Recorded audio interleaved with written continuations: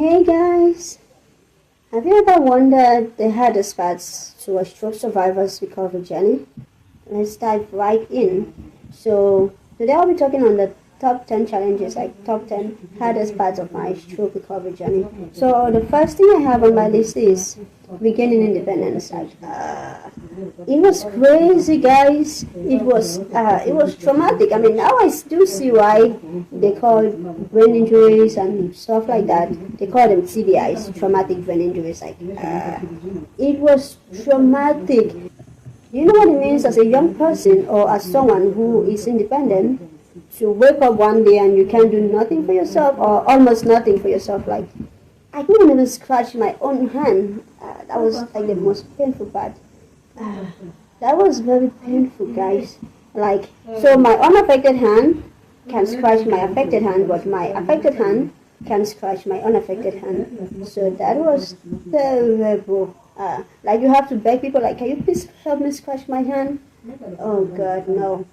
So yeah, regaining independence was really challenging. Not to talk of dressing, like you can't wear clothes you were very okay wearing before. Like I had to switch my button pants to slip-ons, my shoes from tie shoes to slip-ons, my shirts from button-down shirts to slip-ons. Like everything was switched. So regaining independence was really hard. Learning how to do tasks alone, trying to navigate things, trying to navigate daily activities of daily living.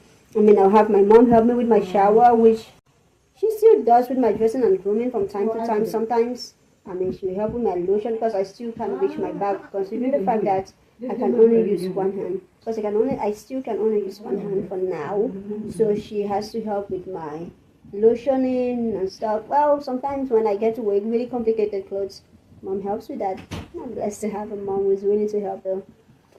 So yeah, regaining independence was sure really hard. And then the second thing I found really challenging or really hard during my stroke recovery journey was managing fatigue. Oh my God, especially during the early stages. See, during my very early stages of stroke recovery, I was always tired. Like I did mention in my last video, I would sleep and sleep and sleep and sleep. Like you tell me, go do this. So I used to walk on the hallway for my exercise, at home exercise, just walk on the hallway. I would go like 2-3 rounds, come back and I don't need to sleep. My sister would drag me with the kids, let's go to the park. By the time I come back, I just want to sleep. I just want to take a nap. Like the slightest of things would get me so tired. At least now I still do get tired, but I think it's getting better over time, I must say. Okay, then the third thing I found really challenging or really hard during my stroke recovery journey was coping with emotional changes. I had mood swings. So the one thing I would say I've noticed about stroke is that, well, maybe that's just my personal experience or personal observations per se. But so prior to my stroke, I used to be the really shy type, like the underdog type, the type who once you step on my feet, I'll tell you, oh, I'm sorry, and apologize for everything. Like, not like people pleaser per se, but I was the type that I would avoid trouble. I was shy. I wouldn't talk. I couldn't even speak up on my own self. I was an underdog, yeah. When I had a stroke, guys, I was sassy. I was bold. I was courageous. I would tell you as it is. I was blunt. Damn. I was so blunt. Wow. So yeah, coping with emotional changes was hard because I had to learn how to manage my emotions because my emotional intelligence was at negative 0.0.0.00 whatever. Like it was the least. Like I had crazy mood swings. I would do crazy things. I had really crazy mood swings, trust me. And then anxiety was really high. Depression too was really high. I wasn't depressed. I was anxiety a little bit, depressed. I wasn't depressed. Well, kind of, yeah, I was. From time to time, I'll feel bad for my condition, feel bad for myself and stuff, but no, you could not bully me. Like, I was a bully back then. Guys, I was a bully. Like, see, the things that I was scared and shied away from were the things that I did love. Like, thank God for family. I don't know. I had this sassiness, kind of savage style. Like, I can't even explain it, see. Like, it kind of just rebranded me, I would say. I gained courage, I gained, should I say confidence? I don't know. I had that's an inflated ego stuff, but just know you couldn't bully me. That's what I can say. You could not bully me. Like, I would stand up for myself. I would tell you as it is. I was so blunt.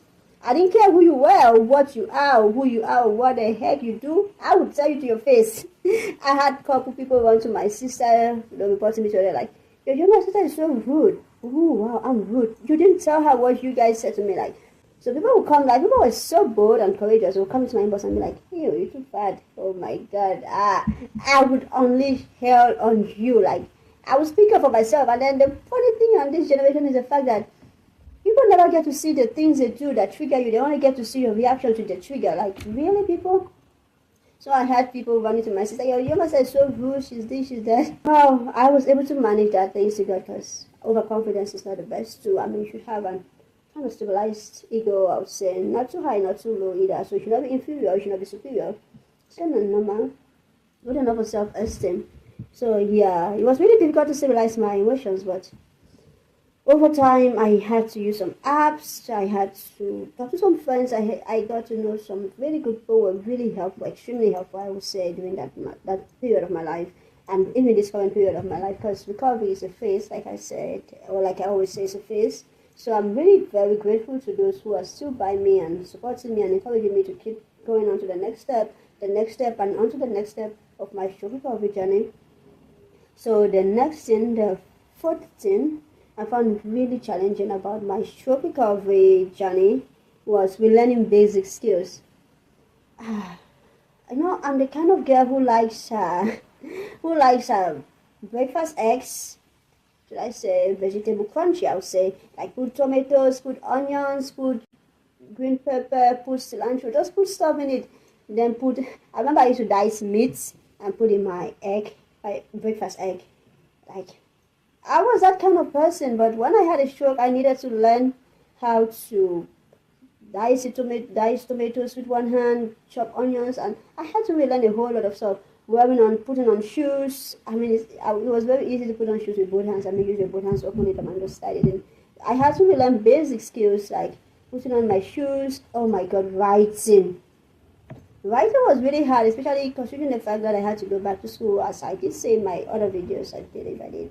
So writing has been really challenging because, usually a normal, okay, normal, sorry, scratch that out. So usually when you write, you would use your both hands, like you take your one hand, you put on top of a sheet, and you use the other hand to write, right? But in my case, or as a stroke survivor, because you only have one hand to rely on, it's really hard, so that becomes challenging. So writing was really hard because I couldn't hold on, so I was terrible. Talking of writing, guys, typing on the computer, like as a student, you need to type out your assignments and submit on D2L and stuff. Gosh, guys, typing with one hand is crazy. So writing was really crazy. Speaking wasn't so hard because luckily for me, my speech was not affected during the stroke. I mean, there were things that I used to look at them like, oh, it's normal, these are things I could do. But then, oh gosh, it was really hard after my stroke. I mean, basic skills like brushing my own hair. It's easier to brush this side because then I have this hand. But brushing this side of the hair was, and then the back was crazy. Which, of course, is why I always just have my hair braided, or I just do one style that can last forever. Not forever, that can last for like a long while. That can go for a long while before I get to change it. And that kind of saves me the stress of going in and doing daily grooming and daily hair care. The next thing I found, that should be the fifth thing I found really hard during my stroke recovery. That found really hard for me during my stroke recovery journey was dealing with discomfort, pain and discomfort. Yeah. So, well, just to put that out there, not every stroke survivor experiences pain. Some do, some don't. Personally, I didn't get to experience pain as a result of my stroke, but say I get to overwork myself sometimes during my in-home therapy activities, and maybe say I sprain a leg. If that leg is sprained, so it's easier when you have both hands to hold your leg or your feet. For example, your ankle is sprained, you hold your ankle, your feet with your both hands, and they try to twist it and make it make crack. That crack sound that kind of resets whatever muscles that got twisted. But as a stroke survivor, when you are in pain, like it's easier for your unaffected hand to manage pain on your affected side, but it's harder when the pain is on your unaffected side, because then your affected side can't help manage your unaffected side. So that was really crazy. So, and discomfort too, like turning on the bed, like when you have to turn from one position to the next position, like sometimes I used to literally wake up, like sit up, then twist and turn. Like I cannot just flip myself over as I used to, because then this side is weak, so I have to sit up, then turn around and balance myself up. Oh god, no. The sitting I found really challenging during my stroke recovery journey is adapting to cognitive changes. Brain fog, guys, brain fog. Like during the early stages of my stroke recovery journey, like your brain, you always find out that you have brain fog during the time when you need, especially during the times when you need your brain the most. Like you just have that brain fog where you need to remember something really important, or you need to say something, you just kind of goes off. So I had memory loss. Like it was really hard to remember things, but like I could remember things from way back, but recent activities was like really hard for me to catch on. But over time that has gotten better for sure. And then difficulty focusing. Sometimes I still get to struggle with that even till date. Sometimes, like I can't just focus. I need to make sure I'm focusing, and I don't want to give myself a tag. But if I were to go see a mental health therapist, I believe they would say something like ADHD, and no, I'm not giving myself no tag. Stroke survivor is okay.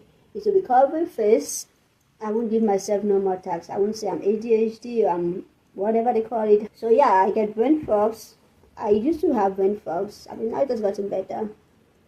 And then concentration. Sometimes I still get to have that challenge. And then I used to struggle doing multitasking. I mean, I like to multitask. Part of my stroke, I can't do one. So like when I multitask, I feel like, yeah, my superpower is on board. Yeah, like I feel like that's superwoman. But after I had a stroke, multitasking was crazy, like really crazy for me. And then I used to like to sing and write songs, but after I had a stroke, I was experiencing sort of like shortness of breath, so singing really wasn't a thing for me anymore. I haven't gone back to singing for a while, or writing songs. I won't say I've given up on that per se, but I haven't really done it for a while. But now I do writing instead. I try to write often. I mean, that is helping me to improve my handwriting while improving my brain and my cognition altogether. Sort of learning new things was really hard. So prior to my stroke, I used to enjoy learning one new thing every month, like just one thing. I've learned how to make coconut oil, carrot oil, onion oil. I mean, I've learned to make different things, but after my stroke, it was just so much work. I get tired really easily, so it was really hard. So the next thing I have on my list, so the seventh thing I found really hard for me during my stroke recovery journey was rebuilding self-confidence. Yes, rebuilding self-confidence. After I had a stroke, I had friends leave. I had friends walk out of my life. I had people I had looked up to and believed they would always be there for me and stuff. I had them walk out of my life, so that kind of affected my self-confidence. Yeah, somehow it did affect my self-confidence. I mean, I felt terrible. I felt, was crazy, guys. I feel useless sometimes. I did feel useless, yeah, sometimes back then. I mean, I could no longer do what I wanted to do, go where I wanted to go. Like, I used to drive. I still have my driver's license. I used to drive, but then I couldn't drive no more. I couldn't do stuff. Like, I felt useless a little bit. I mean, I was dependent, of course. That is normal. I was dependent. I was weak. And then I got kind of shied up. Sometimes I was shy up walking around. I would always hold my affected hand. I have some of those videos. Maybe I'll try to compile them and bring it to you guys next time. Like, so my self-confidence was really down. So it took a while for me to be able to rebuild my self-confidence enough to even stand before my camera and address people out there. The 18 I found really challenging during my stroke recovery journey was navigating relationship changes. Talk of friendships, talk of family relationships, talk of co-workers, because I was working. I used to work before I had a stroke, so yeah, talk of a whole lot of stuff. But then that helped me, I would say, because you know what I say, guys? A friend in need is a friend indeed. So I got to know who my true circle, my true friends were, because I had most of my fake friends leaving. Like, most of my fake friends left, I would say fake friends, because some of them said like the most hurtful things to me. I had friends who were bold enough to tell me how I now have a stroke and I was no longer useful. And some said I was trying to take advantage of them and use them because I could no longer be useful to the friendship. Like, I had the most terrible things. Some of them didn't even come to see me at the hospital. They said they had important personal issues to attend to. So, I mean, it's life. But then, on the bright side of things, I was able to meet genuine people who cared for me. I mean, during my recovery journey, I still got to meet some bad eggs. Some people who just came to take advantage of the situation, and because I was vulnerable and needed help, they could take they could take money, vital information and stuff like that. But I did get some good ones, guys.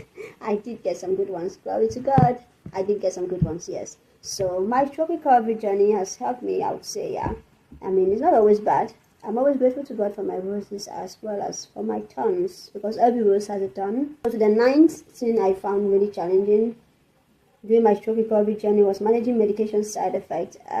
Some medications will get you really dizzy. Some will make you add weight, like I did say earlier on. Like steroid medications will make you add weight. Some would cause increased fatigue. But you needed to make sure that, but good thing, with the help of your healthcare team and the right dosage, you'll be able to you'll be able to navigate through those challenges. So make your healthcare team your best friend, because they want the best for you, is all I can say.